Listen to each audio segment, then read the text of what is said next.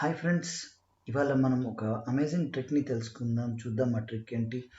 ఎక్సెల్లో మనం ఎప్పుడైనా సీరియల్ నెంబర్ని టైప్ చేయాలనుకుంటే ఇలా చేస్తాం.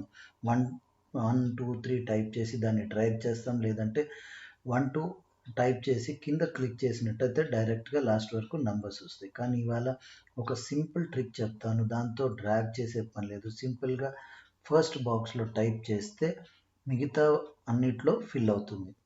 ముందుగా ఇక్కడ సీక్వెన్స్ బ్రాకెట్ ఓపెన్ టైప్ చేసి ఇక్కడ వరకు ఎక్కడి వరకు కావాలో అక్కడి వరకు మీరు నంబర్ రాయాలి. అది నేను ఫర్ ఎగ్జాంపుల్ 22 అని పెడుతున్నాను.